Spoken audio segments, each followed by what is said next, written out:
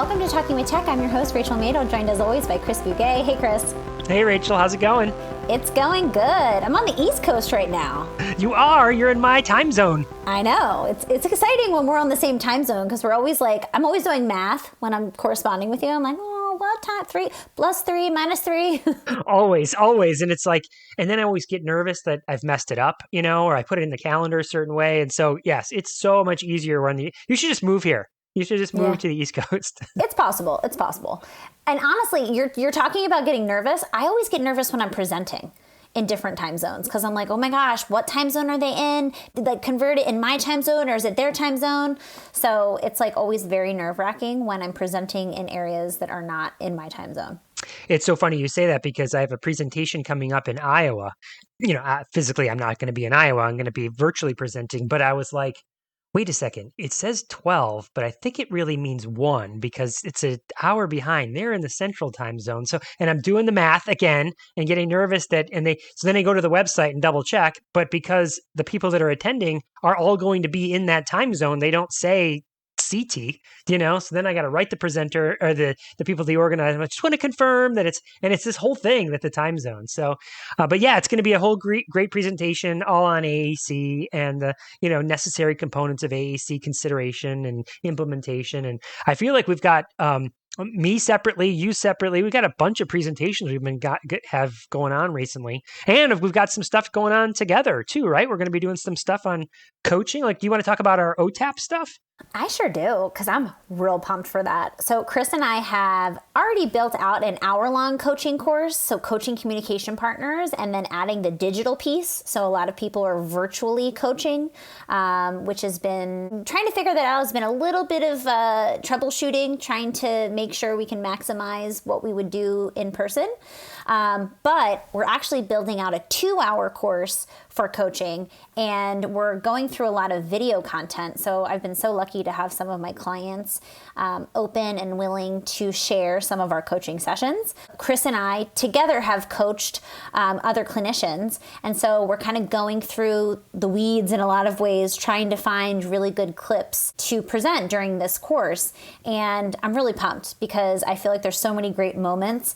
I'm going to be sharing a moment where I'm not doing a great job, AAC communication partner-wise, which makes me feel a little bit nervous, but I also think it's a really great way to show that, hey, everybody, I was here 5 years ago too, but I've learned, I've grown, I've watched a lot of my therapy back, which is why I feel like I've learned and grown.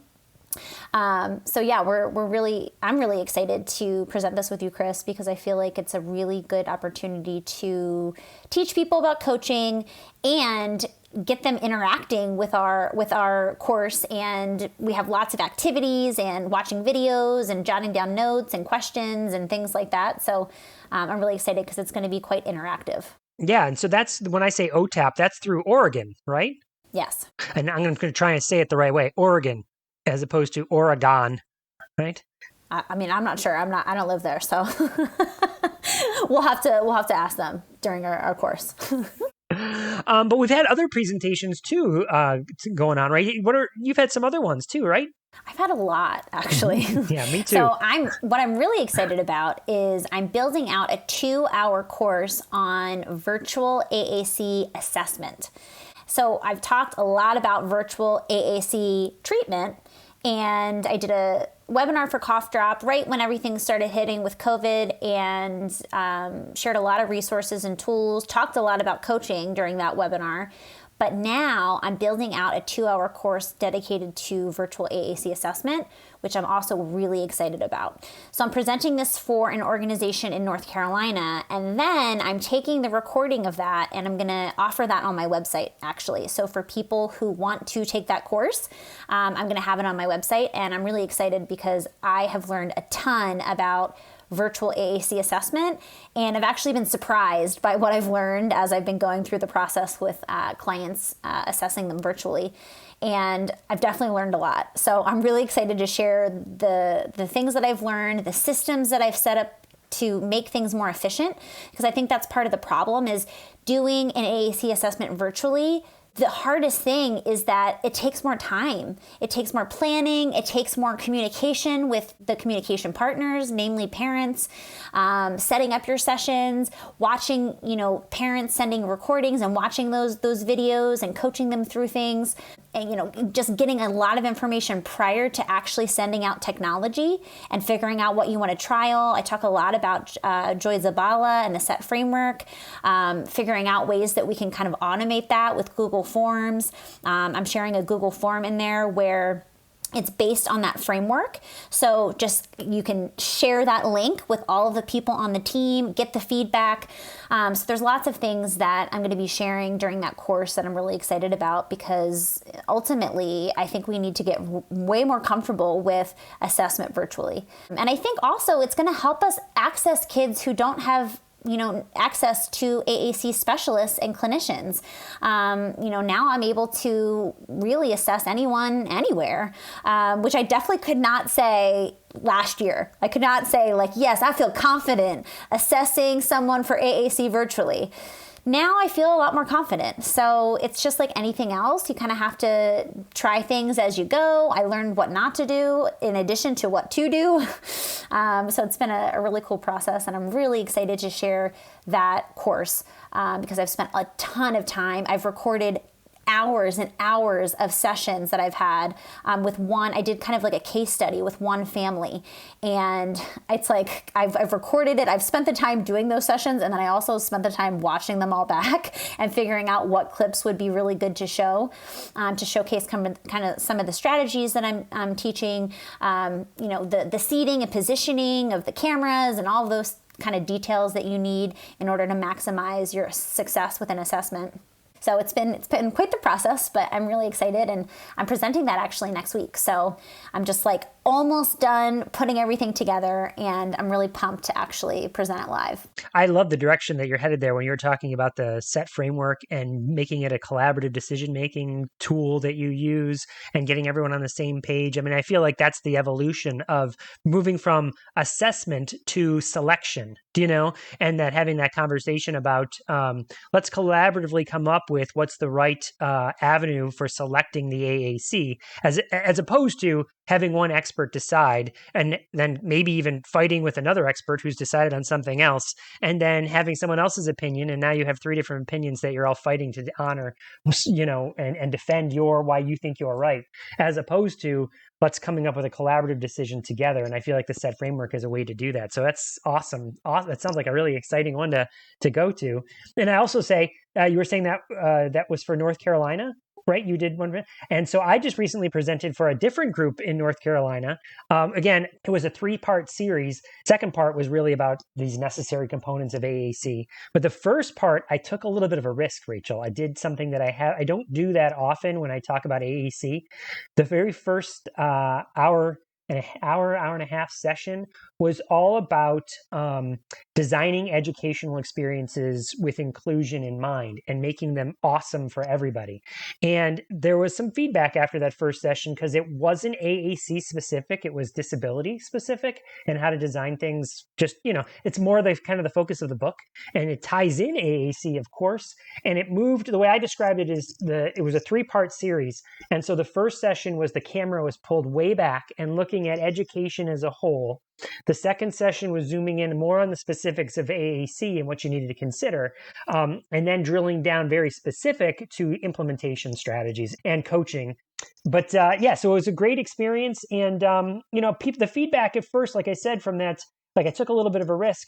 Most people loved it. Some people felt like, I thought I was going to learn more specifics about AAC. It was only the first session. And by the time, the reviews from a handful of skeptics to by the end going, yeah, that was great. This is just what we needed, and they really enjoyed that part. And then I'm doing another presentation, Rachel, For the last number of years, a group called Aztec from Arizona has asked me to come out, and I kind of kick off this year-long series of events where they help to build capacity of assistive technology for different educational groups or different people that work around the state in school districts. And of course, this year it started virtual, and so there was a redesign of what that looks like. And so this is a multi-series event where the first one was a kickoff event where it was live, and I talk about designing educational experiences that are awesome for everybody. And then it's a series of pre-made videos. And then we did a Google Classroom where the videos are hosted, but then people leave their feedback on the videos in the Google Classroom. And so every couple days, I mean, actually it's been every day, someone has been watching a video and then posting their thoughts on it, and then I give feedback in an asynchronous way, which I just feel like it's been so awesome. Like, people watch it on their own time. They don't have to be here at a specific time. They give their feedback when they want to. They can construct their feedback in as much time as they want to, or as little time, and then I can do the same whenever I get a free moment. I get a notification on my email, and I write asynchronously back to them, and then they can write back, and everyone sees this ongoing discussion board. And so then we'll have at the end, this is like a 5-part series that will have a kind of a culminating Q&A session at the end where people will tie together all their stuff they've learned about assistive technology. That's not AAC specific, more it's about designing a program for assistive technology, and how would you put something like that together in your neck of the woods.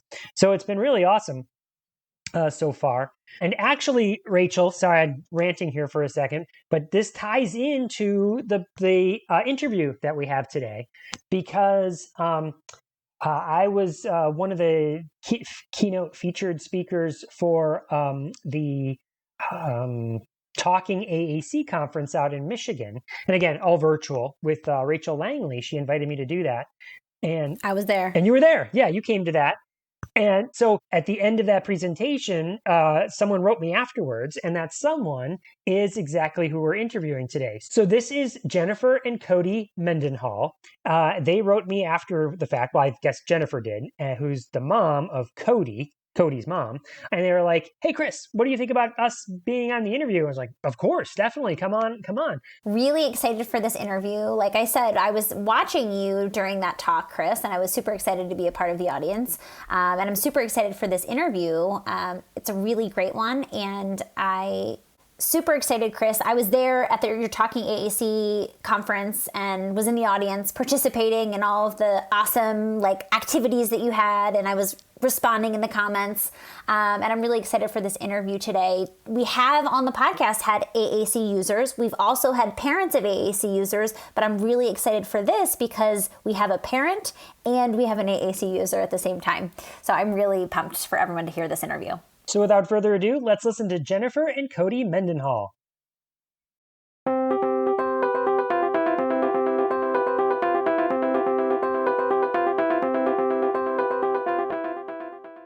If you enjoy this podcast, we would love your support to keep it going. You can become a VIP listener by joining our Patreon community. Your contribution allows us to cover the costs of this podcast and pay our team for all of their hard work. You also can get some really awesome bonus content with behind-the-scenes videos, new tech-related therapy ideas, and lots of other perks we reserve only for our Patreon. To join us, go to patreon.com/talkingwithtech.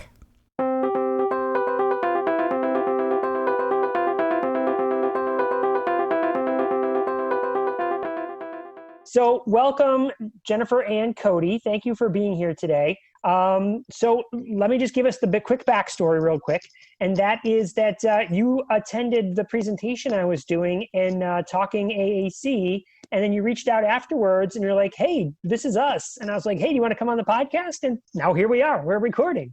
So thank you. And we did TED Talk, you did a TED Talk, and we watched that. It was awesome. So I feel like I know you because I watched this TED Talk. But for those that haven't seen the TED Talk yet, let's dive in. Who are you? Tell us about yourselves. Who are you? What do you do? I'm gonna go first. First, I have to give a disclaimer that today is 80s Day at online school. So Codi's pretending she's Laura Branigan because her favorite song is Gloria. Oh my gosh, I love it. Are you wearing leg warmers, Cody? We couldn't scrounge up any leg warmers. We did make a big tinfoil belt to make it look like the one she wears in a video. So I love it. Hi, my name is Cody. I'm 14 and in 8th grade. Awesome to meet you, Cody. And I'm her mom, Jen. We live here in Colorado. Cody was born in Alaska, and she's been an AAC user, well, a high-tech AAC user since she was 5 or 6, and we started with low-tech pick boards and things like that when she was, really under a year old. So we've been working in this realm and learning lots and trying to figure things out for 14 years. Amazing. So I'm curious when the transition happened to more high tech. Well, we refer to this in our TED. Oh, you wanted to talk about the TED Talk too. Sorry. Yeah. We in the TED Talk, we referred to this. We came down to Assistive Technology Partners in Denver, which is a part of CU Boulder, because we had a connection down here and we knew we were going to be moving from Alaska to Colorado. And that was the first time we really got involved with the higher tech because she was doing really well and we knew she had a lot more to say. Mm-hmm. The TED Talk itself was a truly unbelievable experience. I'd always wanted to do one, and I wanted her to showcase her abilities with her communication device. So we auditioned, and we actually made it in. The TED Talk itself was in a local theater here. We had probably 800 people maybe that were there. It was just stunning, and she did so good. She was not shy. She was not scared at all. I thought I was going to have to run off the stage. No, it was really good. And we've just always been trying to encourage other people to learn about AAC and figure the TED Talk was a good venue to do that.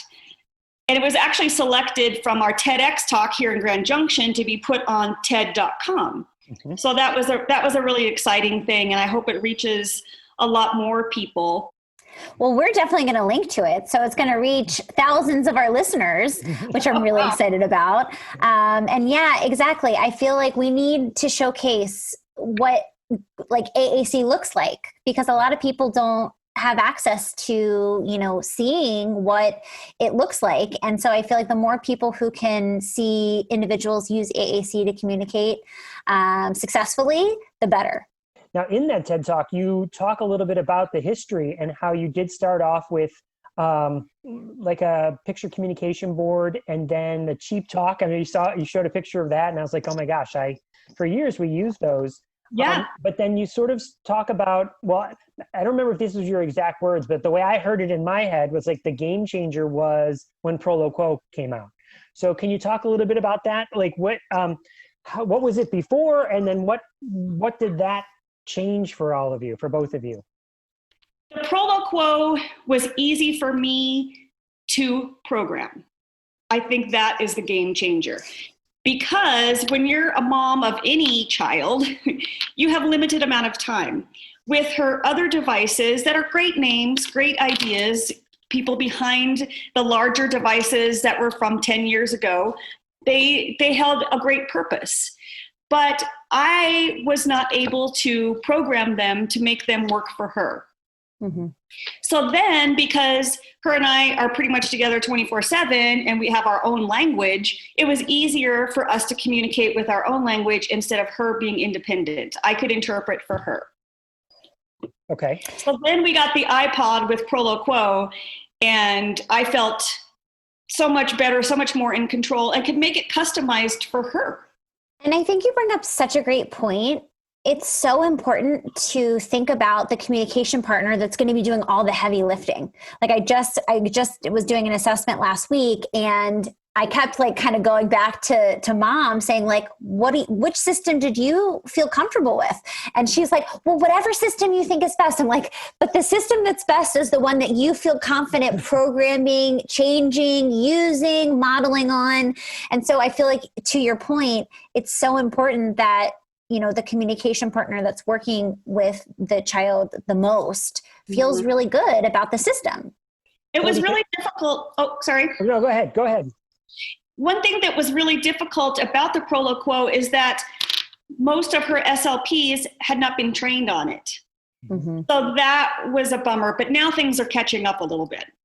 Cody, can I ask you, I saw in that video that you were using a keyboard with Proloquo. So what was your instruction like? Meaning, what did they work on spelling and you worked on and reading and you worked on the keyboard? Does that sound right to me, or am I making that up?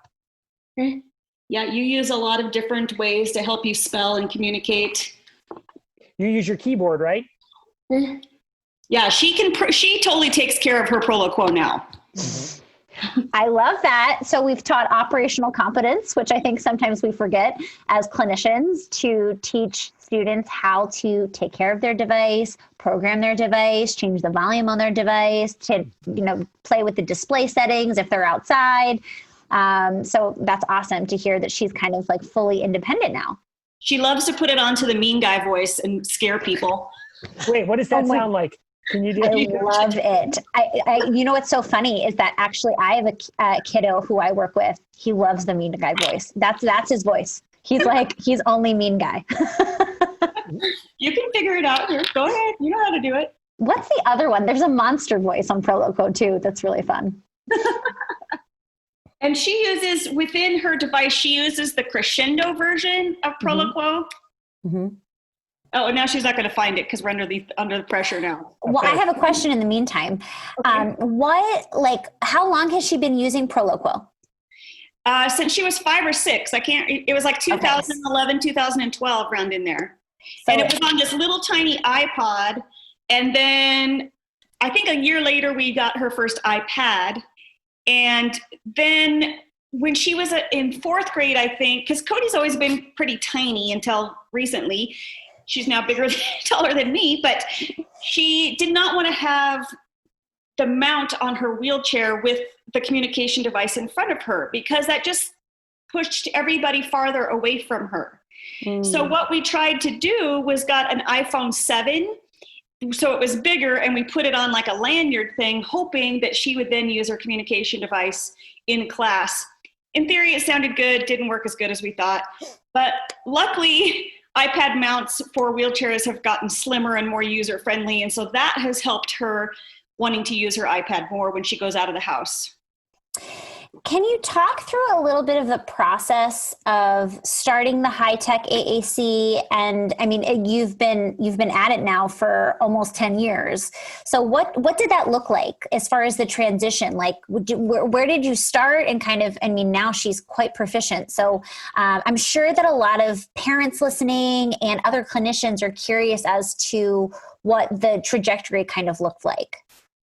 As far as like working through the Medicaid system, or? Well, we can talk about that too. I'm thinking more specifically about how, the process in which you kind of went through, like where did you start? Did you have a lot of the vocabulary masked? Have you changed the grid size? Like what did that look like?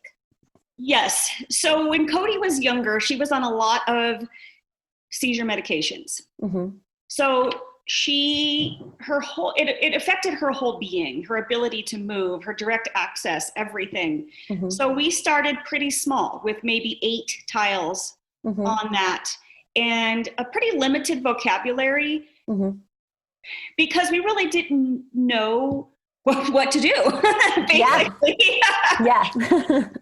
So, but now she uses, I want to say an 80, if not more, tabs. Mm-hmm. Mm-hmm. So she's doing really well with that. And we just kept increasing and challenging her. And she did not want to use her talker for the first few years. I mean, she loves technology and she loves gadgets. So that part of it was fun. Her SLP at school through her elementary school years was unbelievable. And she would take maybe little tokens or some other kind of bribery around to her teachers and say, okay, Cody has to come up to you and ask you a question using her communication device, and then you can give her whatever the token is. And that worked fairly well. And the whole staff was pretty cohesive. But I think the critical thing was her maturity. When she finally realized, Mommy's not going to be able to talk to you. If you want to talk to your friends, then you need to do that independently. And it's a whole different jargon than I talk. And also texting really, really, really, really has helped her with her spelling, her ability to interact, which then increases her ability to use her talker if she can spell. Mm-hmm. So I think that's kind of how we've come to this point. When we first started with AAC in general, we just had a huge folder and we would have to try to flip through everything. And so then I would cut them out and Velcro them onto a board or something like that.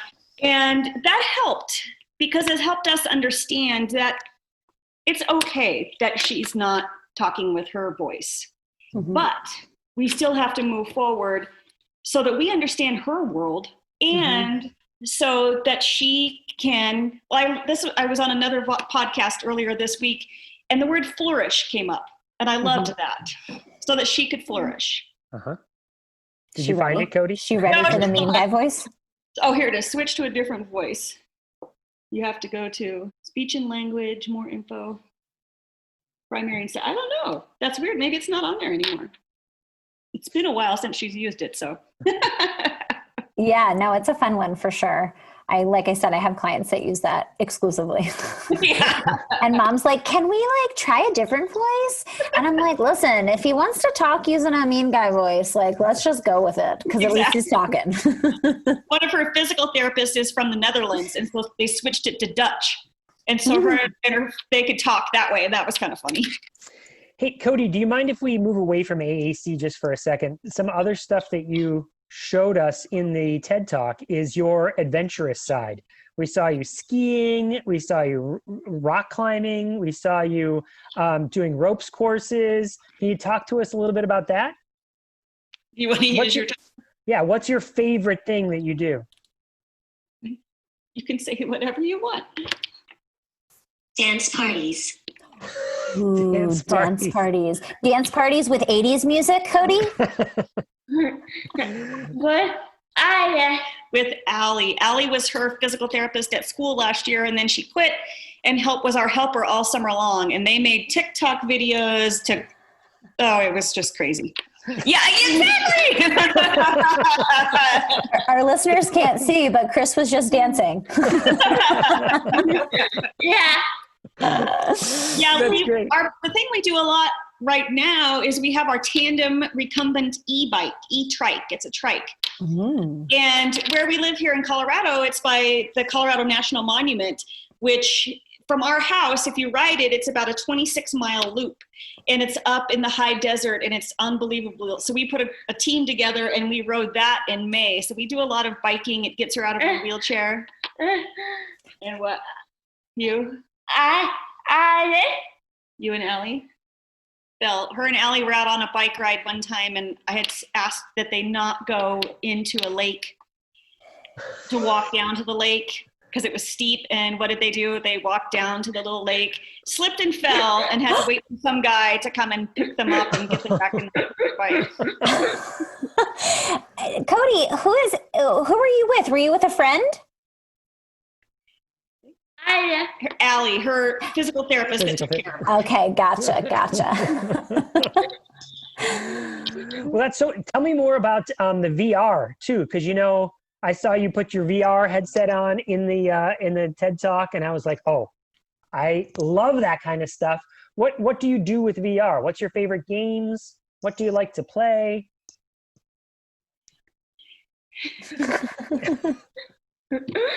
So this brings up a good point about AAC as well, is that she's being hesitant to use her AAC to tell you because it takes time. Yeah.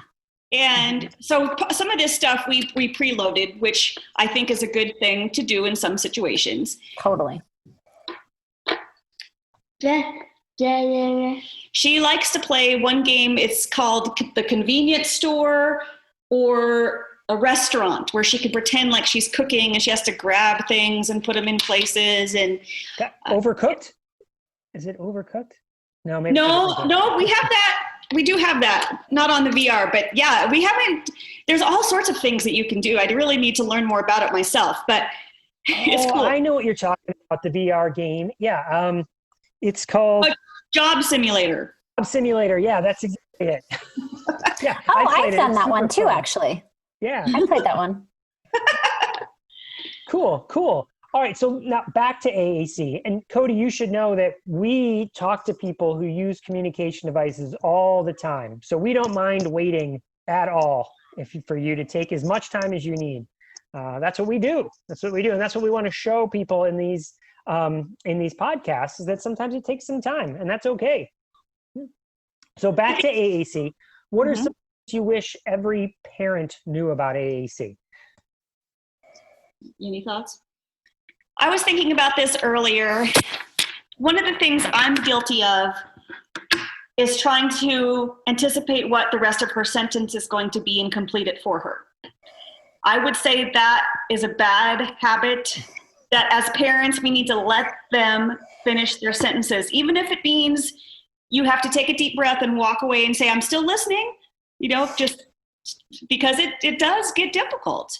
So I would say, parents, you have to be patient, let them finish. It's hard to let your kiddo struggle, but it'll be okay. And they learn at their own pace.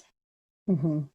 I think that's great advice. And you just gave a very specific strategy there, which is even maybe walk away or turn away for a second. I know we've talked about strategies of maybe like tapping your foot or counting in your head or doing something to provide that wait time so that you're not compelled to jump in and then take away a moment where someone could learn to express themselves. So I think that's excellent advice.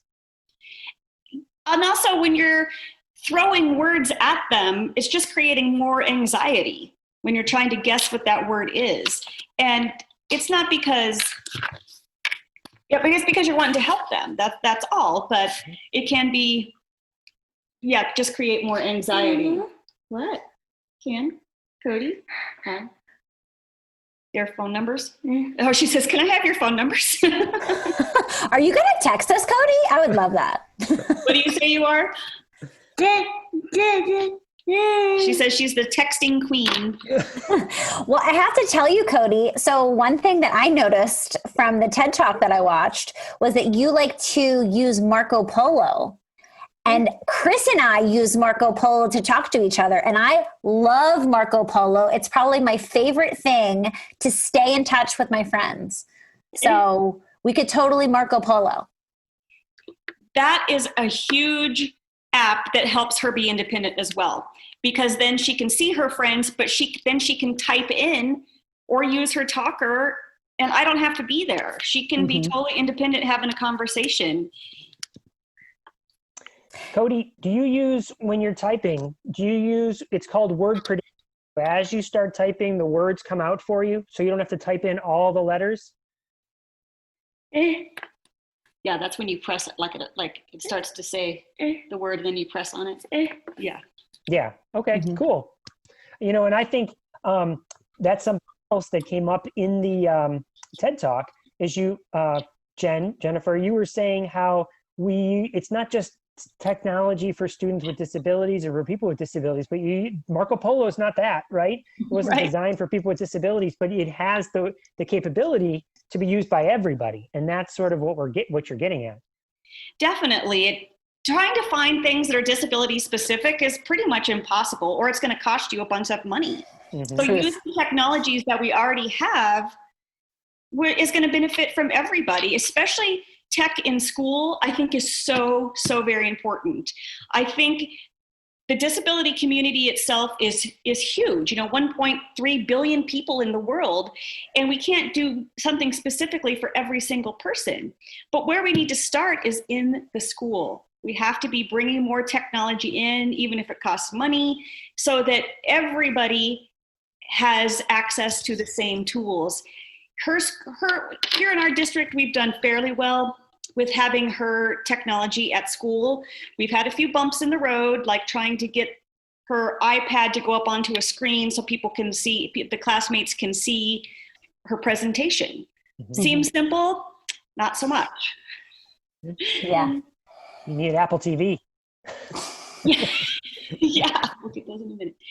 Yeah, so I think that it doesn't have to be a huge thing. We have a friend, her name is Alice Bruhard, who you might know. She actually worked with Apple years ago to create a calendar app for her daughter who has a brain injury. And they had it in the original Apple suite and then took it off. Well, she went back to them and said, hey, my daughter uses this to live independently. And it's a 95-cent app that she uses on her iPod to remind her, hey, it's time to walk the dog. It's time to do this. So it's pretty interesting.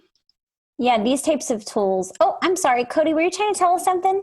Oh, she wants me to get her gloves. She likes to wear gloves on when she's typing and stuff, but I told her we'd get them in a bit.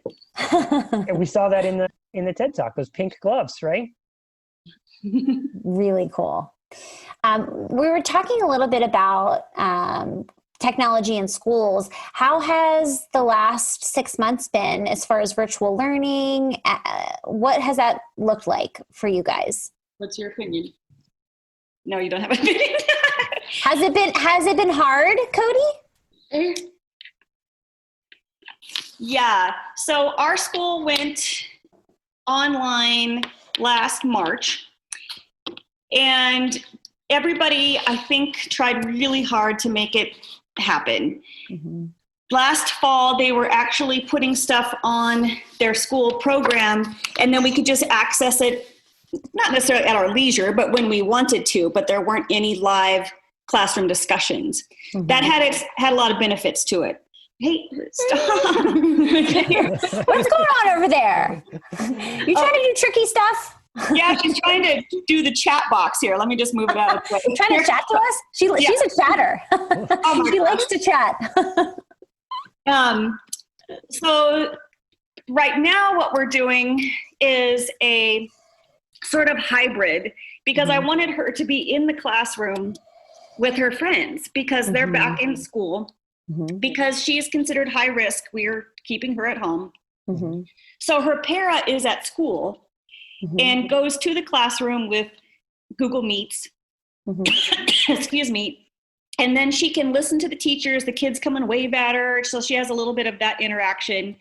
And then in the afternoons, her special ed teacher does math and reading just with her. Mm-hmm. So we're pretty fortunate that we have that set up. However, that means 5 to 7 hours a day on the computer. Mm-hmm. Yeah. So I am not exactly sure what's going to happen as we move forward. We may send her back for just the special ed classes because she would be the only one in the class. I don't know. It's been a learning experience, and I've learned a lot about school and about things that I would like to maybe see done differently. Yes, that is like very common. I work with a lot of parents and they're like, this is what's been happening? Like, really? So yeah, I think that it's eye-opening for everyone to kind of see, for parents to see exactly what's going on. I see a chat. Yeah. I see something popping off in the chat. Cody's giving us her phone number. She wants to text. We'll do it. We'll set up how about we set up a group chat? Oh, that's going to be a great idea. Sound good? One of the goals, go ahead. Well, no, go ahead. You go ahead. One of the goals and dreams we've always had is to road school. Just to take our tech and head out and just go. And so that's come up again. This might be a good time. It might be not a good time. I don't know, but we have that in the back of our mind as well, that, instead of learning about Mount Rushmore, let's go look at it. Yeah, totally. Absolutely. I mean, really, if you're doing distance learning anyway, you can learn from anywhere, right? What's geography? You can do that. Yeah, and I think we could be safe. We could create a safe situation. We wouldn't be going and hanging out at any concerts or anything, but... Yeah.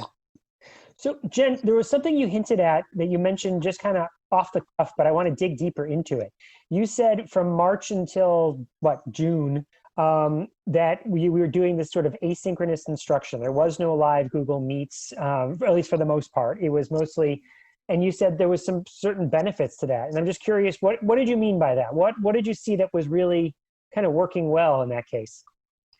It allowed us to get other things done in life that are important.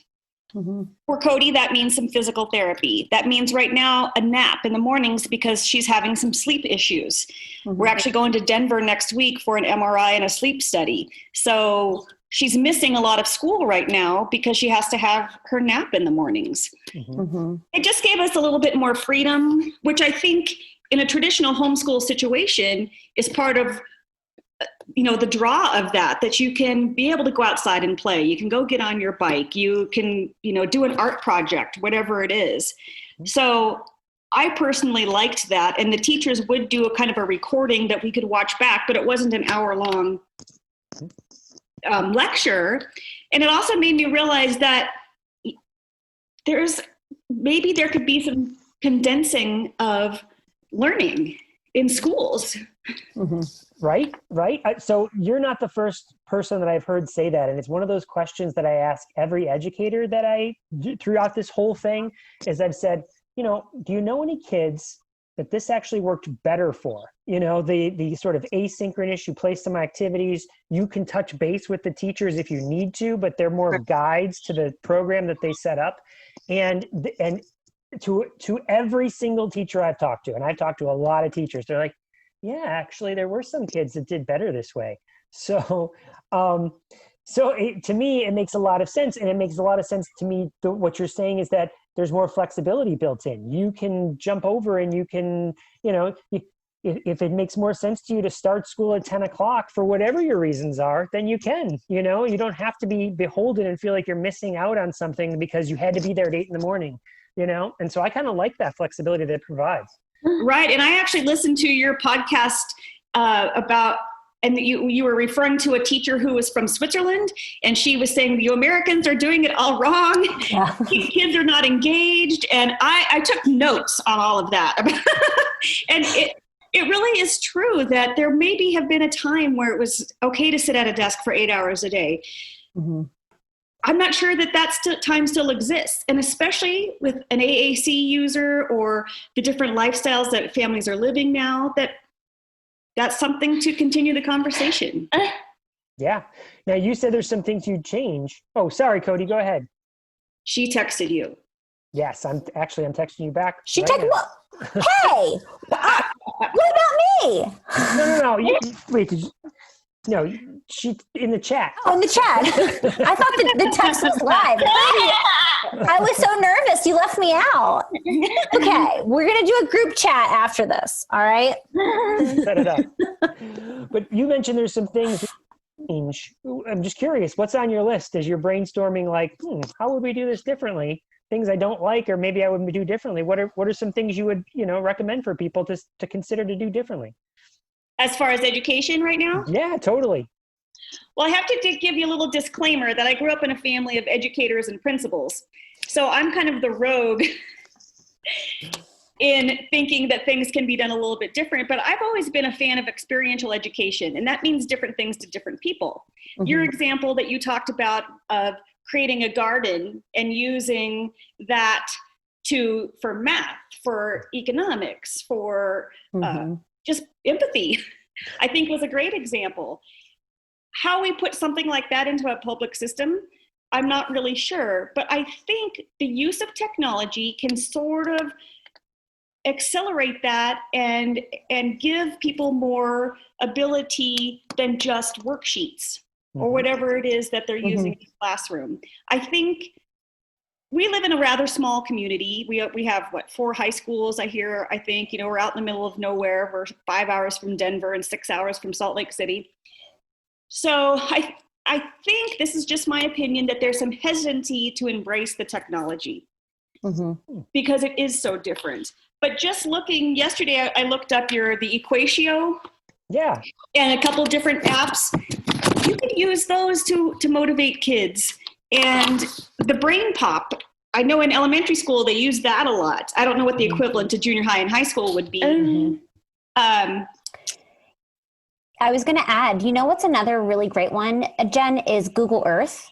It's not just the map. They have tons of different activities. I presented at AAC in the Cloud with Lauren Enders, and I presented on Google Earth and all the different ways that you can use that. There's so much that Google Earth has to offer.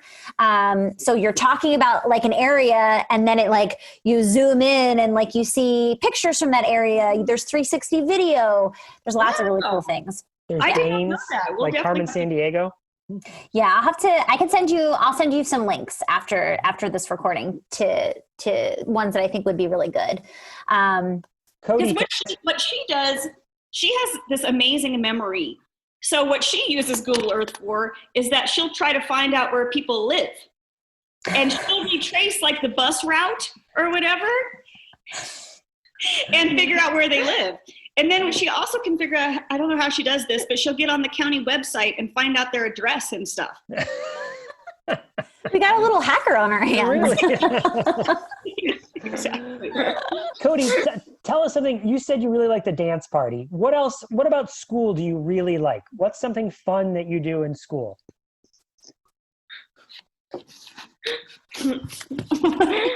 Giggle, giggle. What is it? She's typing. She says naps.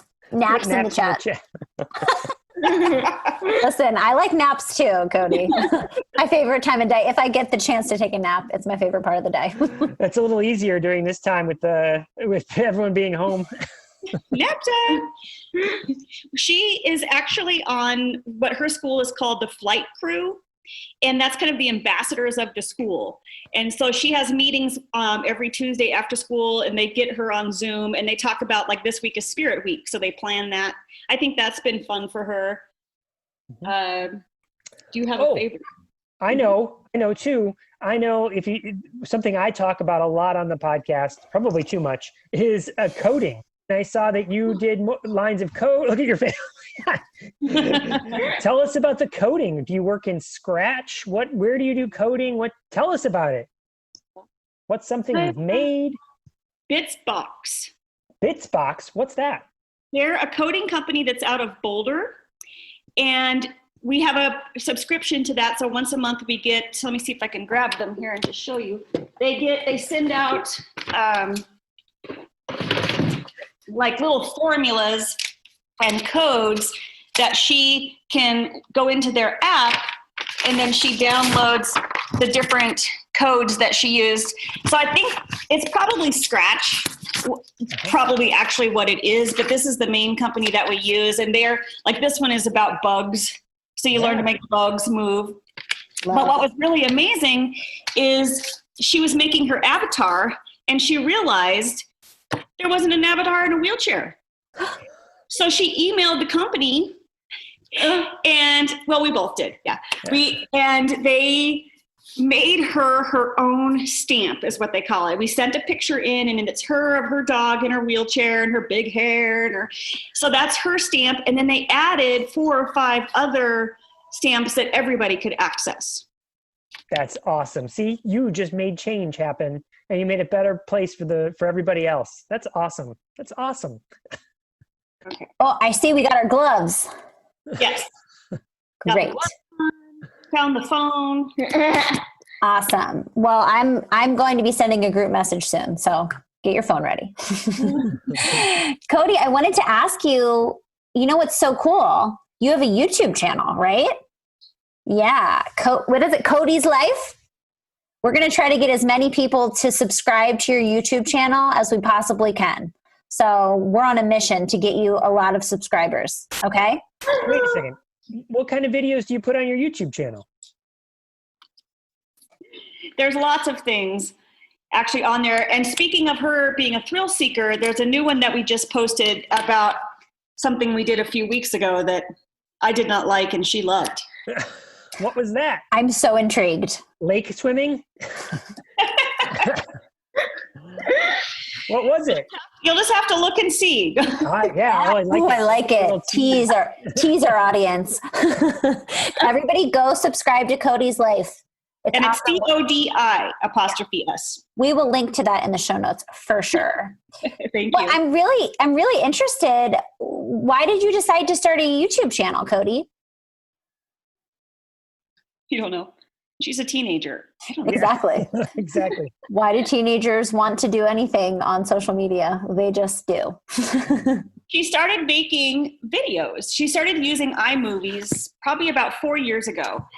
And she was just doing stuff around the house, and we kind of learned how to edit. And she took some classes, some YouTube classes and some OutSchool classes learning about that.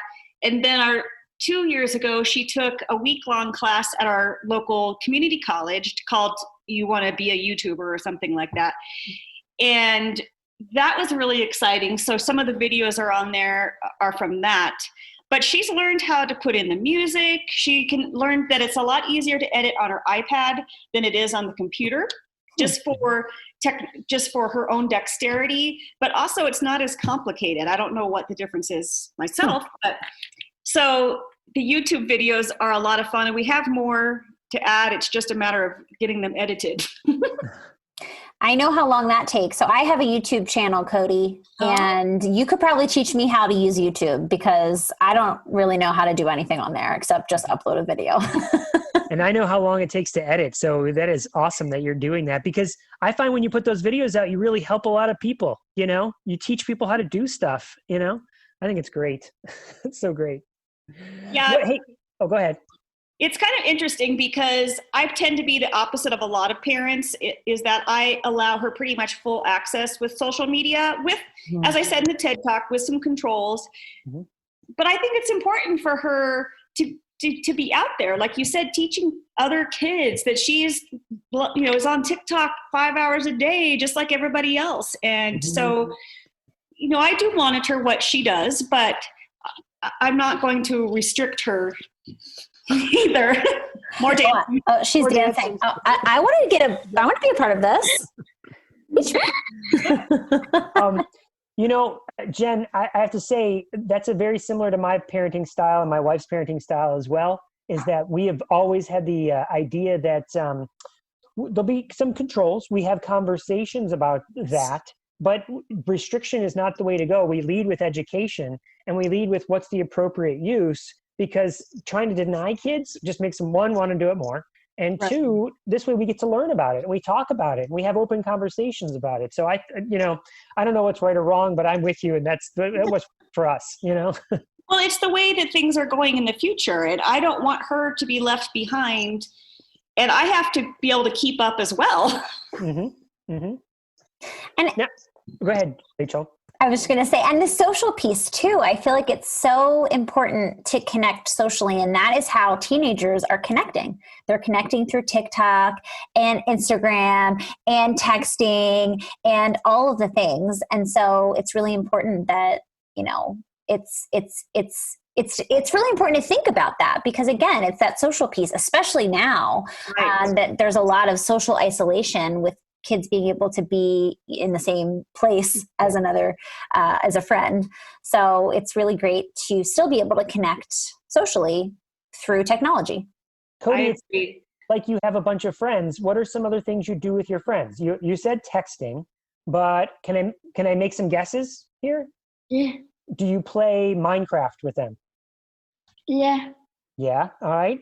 How about Among Us? Have you played Among Us? No.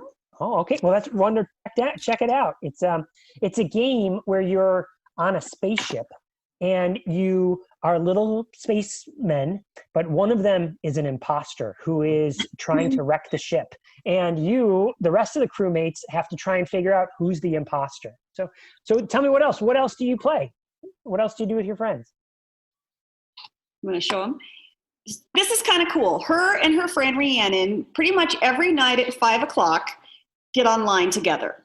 And Rhiannon also is an AAC user. She has a wheelchair. She's a year older than Codi, so she's in 9th grade.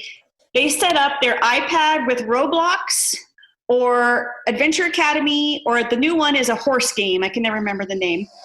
So they'll have one iPad with their game. They have one iPad with their communication device, and then they have their phones on a tripod so they can FaceTime each other. That's a lot of technology. I'm into this setup though. Isn't it funny? Because we talk about the social isolation, but not really, right? I mean, look how connected you are and how much fun you're having, you just can't be in physically the same space, but you could totally be in this virtual space, which is awesome. However, though, they both have the same SLP privately, not at school. She kind of threw a little wrench in the game a couple weeks ago because usually myself and Rhiannon's mom will sit there, and the Codi has a G-tube, so I'll be feeding her, and Rhiannon and us moms will kind of talk back and forth. Well, her SLP, who is amazing and really good at technology, said, the mom's got to go. Get out of here. You guys need to play on your own and use your communication devices so you can understand each other. I love that. That's great. That is great. We have one final question. Codi, what does the future look like for you? What do you want to do after you get out of school? I want to build my hotel. A hotel. Yes, we saw that from the TED Talk. That was in your TED Talk. It was, how many rooms were in it? 100? Over 100. Over 100. That's a big hotel. We had a cool thing happen last week. Because of Brett, who we mentioned in our TED Talk, he hooked us up with a group of students at Arizona State University who are designing a universal design hotel as a prototype. So we did a Zoom meeting with them and their chief ADA compliance officer, and that was really fun. So she's like, Mom, are they going to build my hotel? I hope so. I hope they build your hotel. We're going, Rachel. Yeah. We'll be the first people to buy a room. That's awesome, Codi. We love it. Is there anything else that you want to tell us about yourself or anything at all that we've missed? Well, this is another fun thing that just came up this last week, too, is that we were asked to be on the Colorado Assistive Technology Coalition, which is through the Coleman Institute, and also the Colorado Technology First Advisory Council. So we will start meeting with them. October 27th will be the first meetings, and so hopefully we can help move forward with disability legislation and technology legislation. So we're looking forward to that. Oh. Well, she might not be, but I am. Oh. She says, don't go. Oh, we're having so much fun, right? Yeah. That just means we have to go to math class here in about 20 minutes. Ooh, fun. Marco Polo. Yeah, maybe you guys set up on Marco Polo too. Listen, we are going to text you. Don't you worry. I have your phone number, and then we can set you up on Marco Polo. Okay. Once you have our number, it's like the floodgates open. Well, let me ask. See, you're in LA, and Chris, you're in Indiana. Virginia. Oh, Virginia. Northern That Virginia. no time zones. Yes. Oh, yes. I'm actually on the East Coast right now. So Chris and I are on the same time zone, but yes, typically I'm on Pacific time. Okay. For sure. Mm-hmm. I just want to say thank you guys so much for coming on. Jen, you're doing amazing advocacy work too in all of the, things that you're signing up for and the TED Talk and all of these things. And it's so important that we have families out there open to showing what, a glimpse into their life and to their journey. And so we just really appreciate you coming on and sharing, your experience. It's so valuable to all of the listeners of this podcast who are so passionate and dedicated to helping students learn how to use communication devices to communicate. So we're super excited to showcase your experience. And Codi, thank you so much for coming on and joining us today. We're super excited to have met you and really just so grateful that you guys were able to come on.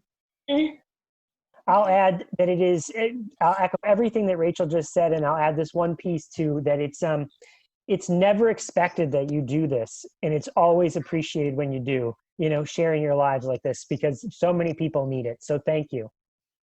Well, we appreciate both of you and all the work that you do helping the AAC kids as they're growing up and adults as well. It's so important, and I just follow her lead. Which is so important. That's such a great piece of advice to parents, is just let them be who they're going to be and just kind of help support as you go. Nice to meet both of you. Thank you so much. Have fun in math class. Hope you do some coding. Absolutely. All right. It was so great chatting. I'm going to send that text right now. Okay, Codi? Okay. Bye. Goodbye.